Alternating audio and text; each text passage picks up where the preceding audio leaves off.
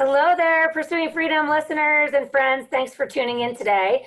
We have a great interview today for you. I'm super excited and Happy New Year for anyone who's listening. It's our first recording of 2019. And I know that both my guest Kelly today and I are ready to make 2019 the best year ever. So Kelly Moye is a wealth of knowledge. She's been in the industry since 1991. She's with ReMax Alliance in Boulder, Colorado. She was just voted the Realtor of the Year in Boulder in 2018, which is an amazing honor. Also the former president of the Boulder Area Realtor Association. Basically, she is a rock star and we are lucky to have her on the show. I can't wait to dig in. I'm not going to waste any more of our time. Let's just jump right in. Kelly, if you could introduce yourself, give us a little bit of your story, how, when, why you got into real estate and what your journey has looked like, and we'll just kind of roll with it from there. Yeah, sure. Thank you so much for having me. This is a real treat and an honor that you asked me. So I started in real estate really right after college. I decided that I wanted to work for Howard Brinton, who is a national real estate trainer. And it wasn't so much I decided, I just happened to get a job. And when you're right outside of college, you like take whatever you got. And he was phenomenal. And he'd travel all over the country and do big real estate training programs for realtors out there who wanted to be better and sell more and hone their skills. And so I became his booking agent and sat in the back of the room to sell his product, you know, the books and the tapes and the CDs and all the stuff that he sold. So I ended up basically sitting in the back of a seminar room many days a week, sometimes 8 hours a day, listening to seminars on how to price a house to sell, how to list, how to work with buyers, how to hire assistants, everything that had to do with real estate. I learned in the back of the room, and after a year decided that there was no question. I knew I could do this, and got my license and jumped in 100% into being a full-time realtor. And thankfully, I had that knowledge of hours and hours and hours of learning how to do this job without having to do it for 10 years and make mistakes and learn later.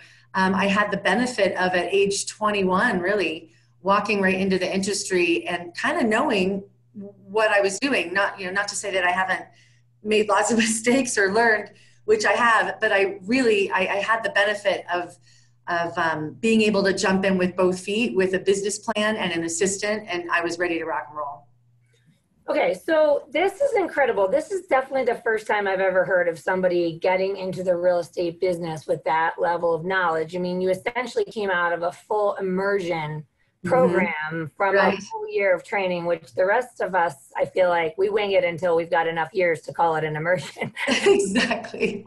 So, I mean, and you were so young at the same time. So you mentioned that when you jumped in, you got an assistant right away. I mean, what did that even look like? Were you just putting money away? I mean, because going 100% commission and hiring somebody right out of the gates is very daunting for most people. What did that look like for you?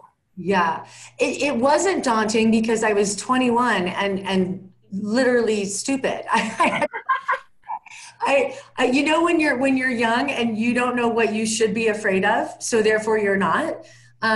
I heard in Howard's seminars, he had this product called Time to Hire an Assistant. And if you read the product, which I wrote half of, it was the time to hire an assistant is long before you think you need one. And so I thought, okay, well, I'm going to follow this program. And I got into real estate and started, probably the first couple months. And then what I did was I went to Housing Helpers, which was a local rental organization in town, and hired one of their sales consultants on an hourly basis as an assistant. Because I was told you hire an assistant before you need one. And I didn't know that I should be worried about running out of money or anything like that. I'm 21. The world is my oyster. I can do anything I want. That is amazing. I had the benefit of youth, and I didn't know I should be afraid. If I had to do it today, I may not be as fearless, but back then I was not afraid. I love that so much. And it's interesting you say that because I have a lot of conversations with real estate agents that are jumping in with both feet, but maybe on the tail end of a 10-year career in another industry. And there is a lot of fear around that. hiring of an assistant? When is the right time? And can I afford it and all this stuff? And the best advice that I ever received from my coach was, let's say one transaction a month more could generate another, just say $5,000 in income. And Right. let's say it's going to cost you $3,000 a month for an assistant, then it's not costing you $3,000 to hire the person. It's costing you the $2,000 That's right. not to. Right. But I still get a lot of pushback. So what advice do you give to agents that are at that crossroads, whether it be they just got into the business, or they've been in the business suffering without an assistant for far too long? What do you say to them? Right. Well, it's more, I agree about what it's costing, but it's more than that because, I think very successful people understand what they're good at, but also what they're not good at.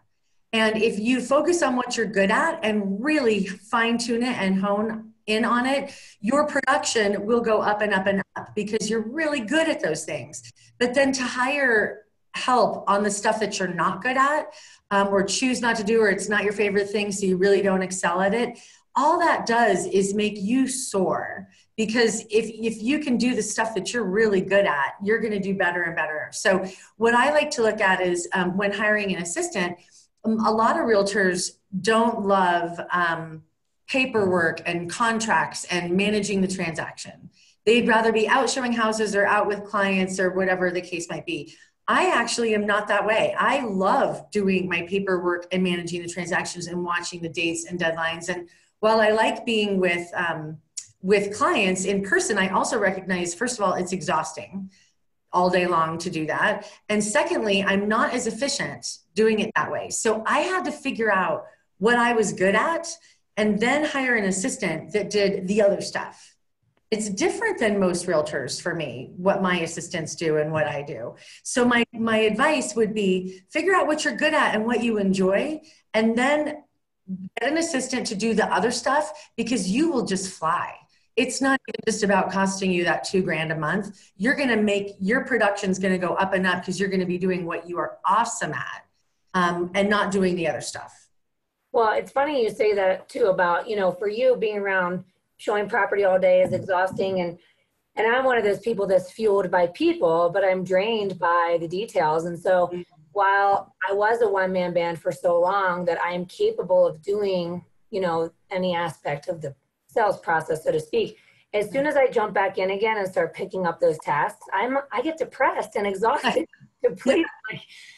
I mean, a lot of it is just learning yourself, what you need to energize you. And I know what works best for me. And so my team is not organized the way most teams are. Our roles are not traditional assistant realtor roles. They're quite different, but they take advantage of all of our people on my team, all of our strengths. And let the weaknesses go because we have other people to do them for them. And I find that we're more successful that way. I agree 100%. We always talk about leveraging the strengths of the people on your team to create a superhuman. Yeah. We're not all good at everything. And if we try, we're just going to burn out very quickly. Exactly. And that's what I would say to someone who's not sure about hiring their first assistant.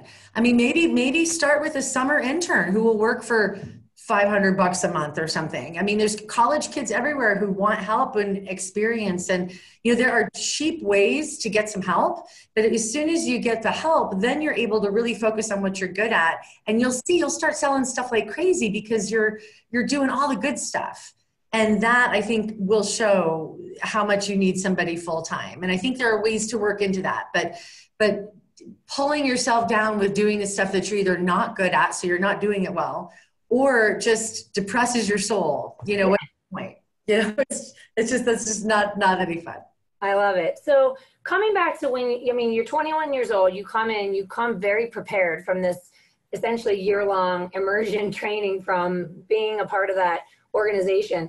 How did you go about picking a company? Because the unique thing about you is that you came in so knowledgeable, and it was not just your age, but a lot of agents have to bounce around a little bit before they can find the right home for themselves. So how did you pick a company? Oh, this is a funny story. It's not brilliant. Let me tell you that. I actually was recruited by several, ReMax and Coldwell Banker, and we didn't have Keller Williams at the time. We had Century 21, and I met with several people, but it wasn't until I walked into Fowler and I met Chris McGatt, who now runs Coldwell Banker on a regional level, who was fantastic and super charismatic and awesome. So you'd think that would sort of be the end all, but I still hadn't decided where I wanted to go when I was walking down the hall of Fowler, and the kitchen was on my right. And there were a bunch of people in the kitchen pushing the buttons to the Coke machine, trying to get waters, Cokes, whatever to come out. Well, Busch beer kept coming out of the machine. No matter what you pushed, no matter what soda you picked, beer came out. And they were laughing, and they were just generally mad that they couldn't get their sodas because somebody had stocked the machine with beer. And I remember thinking, I'm going to work here. Yeah. They have so much fun. I get beer in the middle of the day. So there's your 21-year-old. That's how I picked the company. It turned out, Chris, here's my thought about that. It almost doesn't matter what company, it doesn't matter where you are. It's all about you. I mean, unless you pick a company that's truly floundering, but any of the big ones, any of the big supported ones are going to be awesome. In this business, it's all about what you put into it. It doesn't matter. I could have gone to a ReMax or a Coldwell Banker. I could have gone anywhere. It's you got to bring yourself to the table. And when I see realtors who aren't doing as well as they would like, and so they switch companies, I just think, oh, that's a huge waste. Now you got to reprint your cards and do all your marketing and stuff. It's not about the company. Usually it's not about the company. It's about what you're bringing to it. So it wouldn't have mattered. I just happened to land in a terrific group of people with an amazing broker. I got really lucky, and I did it because of the beer. I love that. I fell into the mortgage business, a very similar situation we don't need to get into, but pretty much because it just seemed like a lot of fun, the people that I started working with.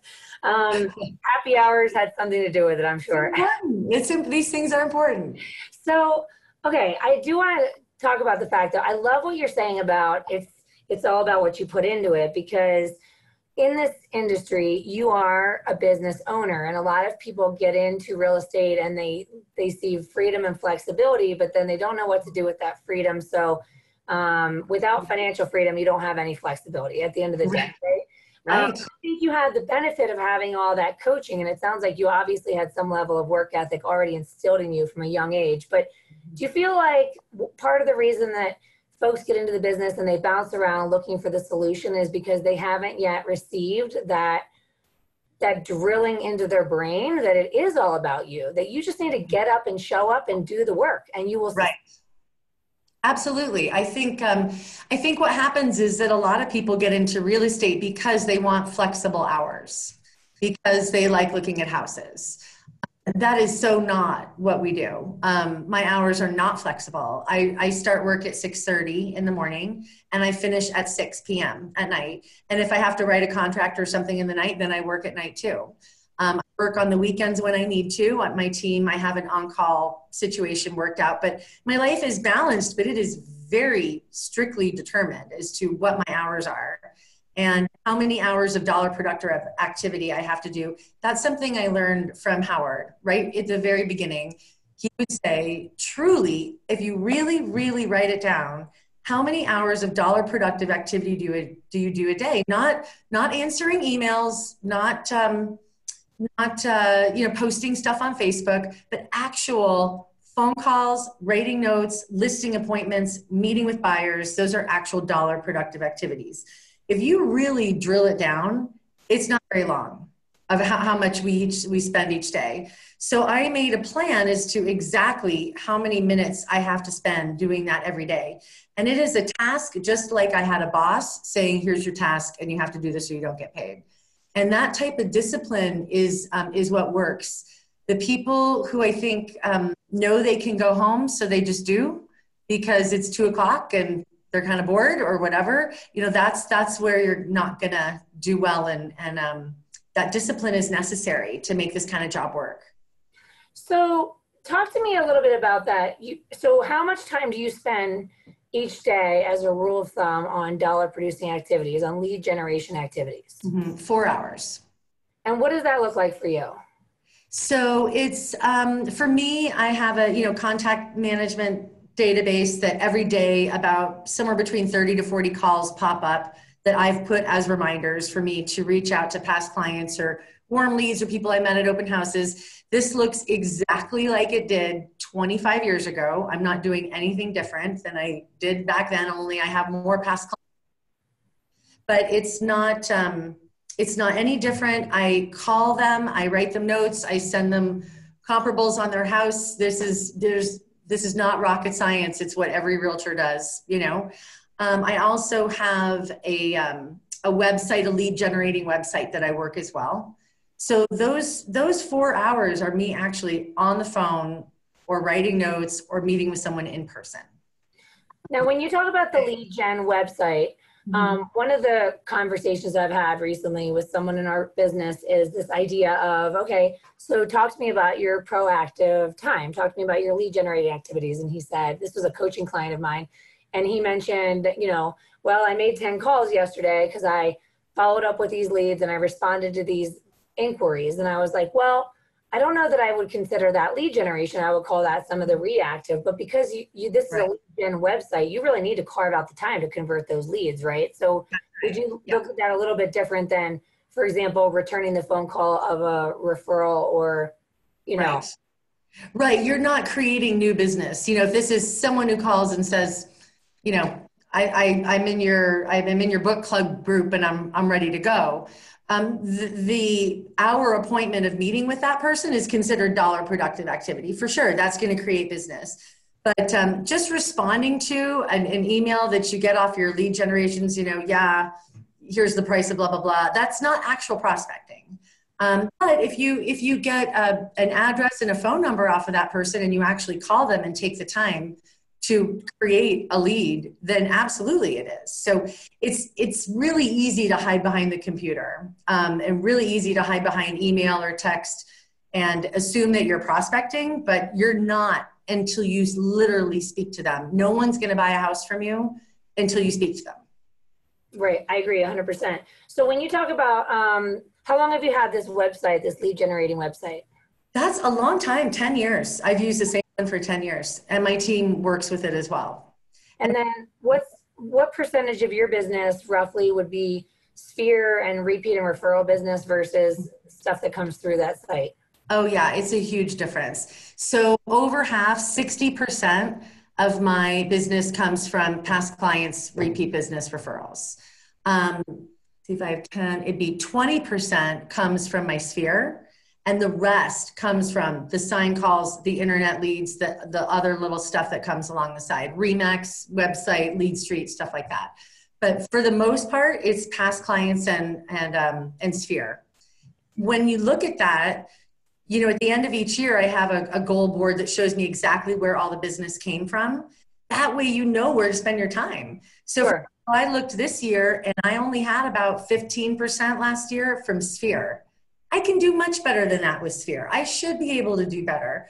So I instituted a different plan starting the beginning of the year on how I'm going to reach more and get out to more sphere in hopes of getting that back up to 20%. So when you know where your business is coming from, that way you know where to put your money. When I look at my internet lead generation website, it's like 1% of all my business. I am not going to spend more than 20 minutes on that a day. It's not worth it. So do you mind my asking what's changing for you with your plan going into 2019? I'd just be curious. Well, I decided when I looked at my sphere, I decided I'm not spending enough time with them. So I'm reaching out to them, I'm calling them, I'm on Facebook with them, but I'm not seeing them in person. And I feel like I might be either losing those relationships or I'm just not top of mind with them. So as an example, I was invited to a couple birthday parties, like things, but they're out of town in January. And I don't normally go out of town in January. I like to really hunker down and work and I don't want to travel. But I decided I'm going to these two events specifically because a bunch of my sphere will be there. So my plan is not to go to party or to be entertained or any of that. My goal is to network. And so I will go to some events that I would not have otherwise gone to because I feel I need to connect with them more. So I'm looking specifically for things to do that are going to connect with them in person. And the third thing I did for January was I got a big private room at a beautiful restaurant and made like a ladies' night out for a bunch of girlfriends. So maybe like 30 of them, and 20 of them or so will come. And it's meant to be just fun, like a New Year party. But for me, it's networking. Sure. So I wouldn't normally do that. I'm kind of like a go home at night and hang out with my kids sort of person. But when I looked at my sphere numbers, I thought, no, that's got to change. I need to get out of my house, not all the time, but a little bit more often, and actually start being with people face to face. It's funny you say that, because I feel like in the early years in the business, I spent a lot of time face to face with a lot of people.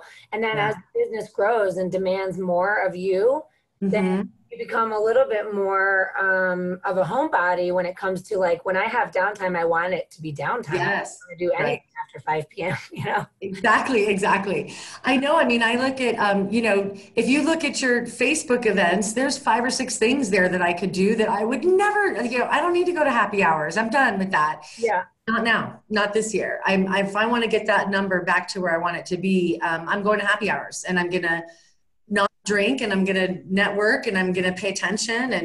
And so that's what I'm going to change this year, along with a couple other things. But when I see where I need to put my focus, that's how you know where to put your money or your time. Yes, you have to know your numbers 100%. I mean, I love the fact that you're able to just rattle off percentages, and I think that's a huge thing as well, is that I think a lot of people go through this business almost on autopilot. Like, we can't control it, so let's just react to what comes our way. Right. And we pretty much can control it. And if you know your numbers, you know where to put your focus for sure. Absolutely. Like, for example, one of my numbers is last year I had 7 realtor referrals from other realtors, and my goal was to have 10. So I fell short a couple deals. It's not a big part of my business, but it was a little part so this year I'm hitting a couple of economic summits and that type of event outside of my area, down in Colorado Springs, up in Vail, so that I can meet realtors from there who, when they have people moving to my area, that they'll refer to me. So I was able to see that I was also a little low on the realtor referrals. So now I have certain activities that I'll do to meet more realtors from other areas. So you absolutely can control where your business comes from, or add to where you need to add to.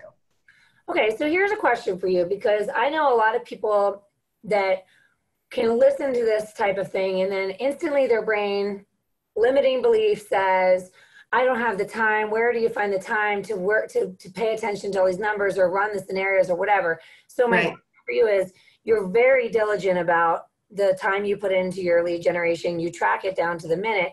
Do you also carve out appointments with yourself on a weekly or monthly basis where you just spend time looking at your numbers? Like, how many leads did I get this week? How many closings do I have in the pipeline? Where's it coming from? Are you doing that throughout the year? Yeah, that's a great question. I do, but it's not so planned. So usually it's kind of around week number 2 in the month, so mid-month. I stand there. We have a huge board, in the office that shows exactly where we are, how many under contracts, how many closed, where they're coming from, the source of business, when they, what all the timelines are. So it's all there. And I'll look at it and I'll say, okay, here's the thing. I can see how many deals we have, and we still need these many more. And I'll just sit with my team and say, where are we going to get them from? Like, you got to make this happen. It doesn't just happen. You have to make it happen. And say, I need 4 more deals for this month to make my goal. Then I literally fine tune which deals I'm going after and go get them. So I think that's part of it, is that instead of just kind of letting them come in and fall where they lie, I make a real proactive, okay, I'm going to sell these 2 houses and I'm work with these 2 buyers. And almost always it works out, because where you put your intention and your effort and your energy is where the success will happen.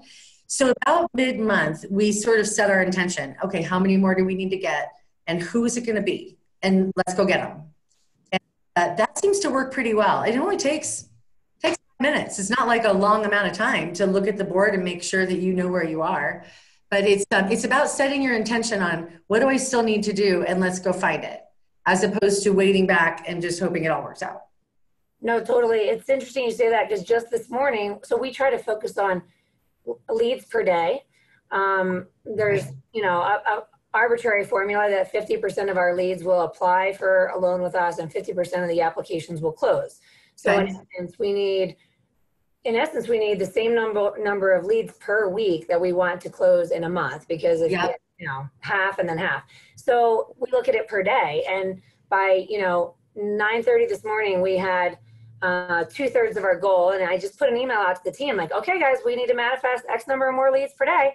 And we had Yep. it at noon simply because we put the energy into it. Do you know what I mean? Yes. Just there is Yes. something like the universe will respond. It will. If you put in, it only took a second for you to send out a note. Okay, we're 2/3 of the way there. Let's go.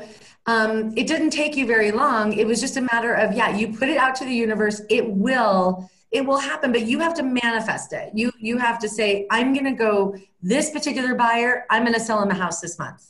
And this particular listing, this is going to sell. And in your mind, you're going to think, how am I going to do that? Do I need to market it more? Do I need to change the verbiage? Do I need to switch the pictures?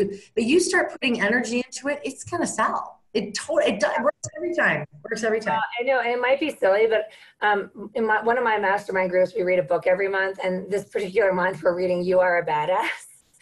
Oh, that's good. Yeah.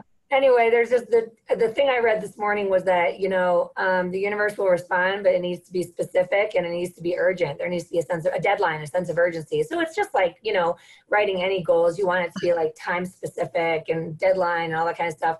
And so Right. I was all fired up this morning, like, we're gonna do this. It totally. Now we read that book as a team last year, and this is a funny story. So I'm very specific on my manifesting what I want. So I will literally say, okay, I really want to work with a family.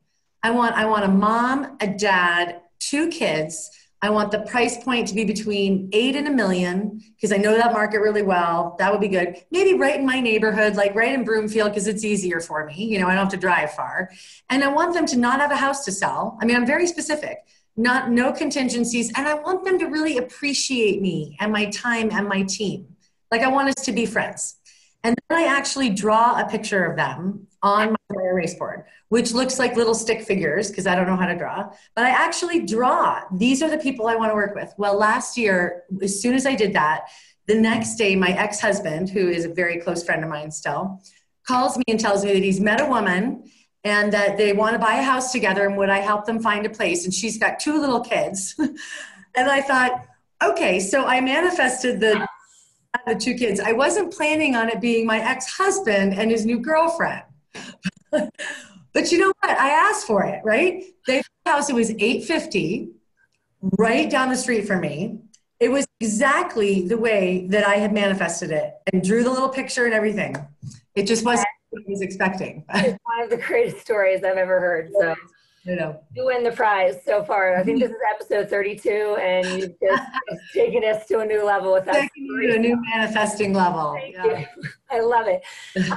Okay, so random question I had from earlier. So you mentioned that you've always just, you've had your discipline, and you can't hide behind the computer and text and email, and you've got to get on the phone and talk to people and everything else. And I mean, do you have any wisdom to share with folks that just frankly have this, they're paralyzed by the phone, their fear of calling people and what do I say and all that kind of stuff? I mean, do you have any advice? Because it sounds like you jumped out of the gates hot, right out of the gates at the age of 21. Yeah. But what do you say to folks that are like just hemming and hawing and changing companies and bouncing around and making excuses for not getting results, but they're not picking up the phone? Right. I think I think that happens a lot, and I don't blame them. I really don't. I think the reason why I was able to do that, literally my first day of work, I sat down with the phone book and just started with the A's and called people and said, do you want to move? We didn't even have computers. This was 1991. Like, there was no email, and maybe that helped. We didn't have Facebook. We literally did not have the MLS on a computer. We still had the books. It wasn't until like the year after, like 92, when the books went away. And maybe it was good because the only way that we could reach people was by the phone or to go, I door knocked all the time and just walk around and knock on doors. It's hard, but you get a thick skin and you begin to learn that the rejection has nothing to do with you. And you just, when they hang up on you, you just say next and you pick up the phone and dial the next one. So I think I was actually lucky to start in an era where we had no choice. So I kind of got thrown to the wolves there a little bit. But I think my advice, if someone were starting now, would be take it slow. Like, you don't need to call 100 people. This doesn't need to be absolute torture. You know, take 10 people, maybe 5, take 5 and just call and say, hey, I didn't know if you knew I was in real estate, but I would love to work with any of your friends. I'll take great care of them. If there's someone who wants to move, let me know. I mean, it's just not hard to say that. And it's only 5 phone calls. You can do it in 15 minutes and then you can check it off your list and be done for the day. So maybe just take it in smaller bites. Like, you don't have to call 100 people out of the phone book a day. You know, you pick 5 from your sphere and come up with a very short, authentic script. There's a bunch of them. Hey, I know that you're not moving, but I was wondering if you had any friends who might be. And if you do, you know, have them call me. I'd love to help them. There's your script. You know, it's just, it's easy, but practice. It gets easier the more you practice. Well, I thought it was also interesting that you mentioned that there's days where you have 35 to 40 phone calls because, you know, there's all kinds of strategies out there. Is that because of just the pure depth of your database, or is that sort of your minimum standard? Because I know a lot of folks that keep it simple with 5 calls a day, 2 notes, and that's winning the day. And on the go with the reactive. So is that just something that's developed over time, or have you always been always hitting big numbers on the phones? Yeah, no. You that's a great question. It is because I've been in the business for so long. And so now it's grown to that. I would have to say if there's anything, there's a lot I could improve on my business, but that would actually be one thing, because eventually what am I going to have? 70 calls a day? I can only fit in so many. So it's actually something that I have to figure out. 5 calls a day and 2 notes is great. It's perfect. And I wish I had that, but I have too many past clients that actually need to be followed up. So one of my goals eventually will be to figure out how to manage that and still touch those people, but I will run out of time. It will just literally happen that way. So I may need to find other ways to do that. So it's not my intention to have the 30 calls a day. It just happens that way because it's been so long. Sure. If someone did 5 calls and a couple notes a day, that's awesome. As long as it's bringing in the leads, that's bringing you the number of deals that you want. Sure.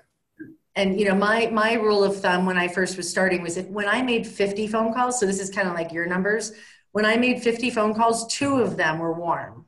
1 of them actually moved. So I needed to make 50 calls for 1 deal. And that's how I would do my numbers.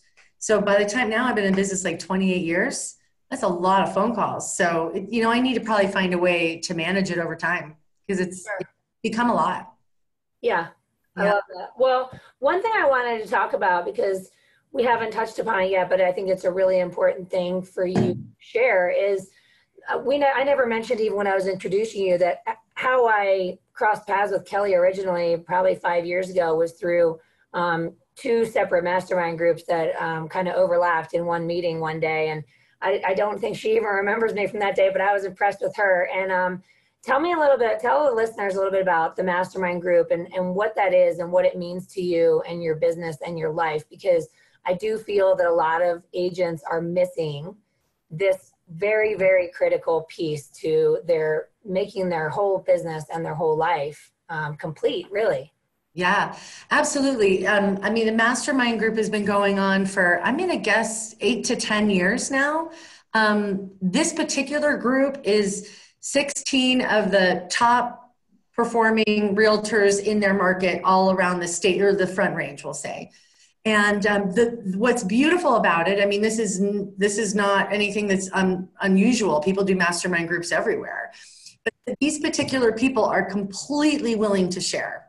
We don't let anything go. We bring in all of our own our marketing stuff. We say, here, let me help you do this. Let me show you how to do this, or show you what I'm doing that works, or tell you what I'm doing that's not working. So we literally share everything that we have. We also have agreed to confidentiality. So everything that happens in that meeting stays completely confidential, and we all trust each other. We've been together for years. So we can ask some questions that are embarrassing. You can ask, geez, here's the salary of my assistant. How do I do this? Questions, things that you really shouldn't talk about with other people, you can talk about here. So it's not only educational, but it is a support group. I mean, we've had people come to the group in tears in 2008 and say, oh my God, where'd my business go? What do I do? And we all built that person back up. We told them exactly what to do, and we got them back running again. And this group is so valuable that I would never, ever miss a meeting if I can. It's that worthwhile. Well, it's interesting you say that, because we had our group, which was hosted by the same friend, Rick Miller, with Land Title. But anyhow, what we ended up doing was, out of our group, when we shared our business plans one year, we broke off into smaller accountability groups. And that became a really critical thing as well. Just having that once a month, 2 hours, going through everything we said we were going to commit to doing, and did we get it done or did we not? And if not, why? And we ended up calling it real estate therapy, because right. we all need it. What it is. It's what it is. And it forces you, if you have that kind of accountability, I love that you guys did that in that group, is it forces you to say, why didn't I make my goal last month? It makes you reflect. And now you're manifesting something that you're going to do to make that goal happen. Fantastic that you guys did that. And it would be like that too. It's like real estate therapy, but it's not complaining. It is, every minute we're there is super educational and really valuable. We'll go through all the statistics, all the trends. Sometimes we bring in speakers. Actually, very often we bring in speakers. We take apart the new contract from paragraph to paragraph to paragraph and make sure we all completely understand it. I mean, the list goes on of the topics that we work on. And it's the most educational thing I do all month, all year. It's better than going to a seminar or any type of economic summit or anything like that. So incredibly valuable to find a group of people who they're doing well. I mean, everyone needs to be successful so that you can help each other. Sure. But willing to share, incredible group of people. Well, and then, they say you're the product of the people you spend the most time with. So you want to be around people that are going to be propelling you in the direction of your dreams. And, complaining is not a part of that. That's for sure. So, right.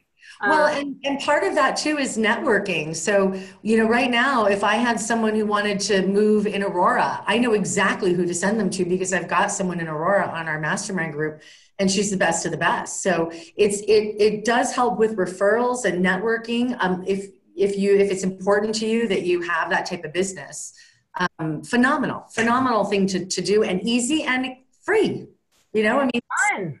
It's fun and it's free to get together with people. It's not that hard, and you can get a lot out of it. Yeah, I love it. Well, I don't want to take too much more of your time. I really appreciate you taking the time to be on the show. And I know that you still have an hour and a half of prospecting to do. So I got to hold you back, But thank you so much for sharing all your wisdom and for being on the show. And you're a bundle of energy. It's no surprise that you're as successful as you are. If someone wants to get in touch with you, if they're curious about buying or selling in Broomfield, or just want to pick your brain, what's the best way to reach you?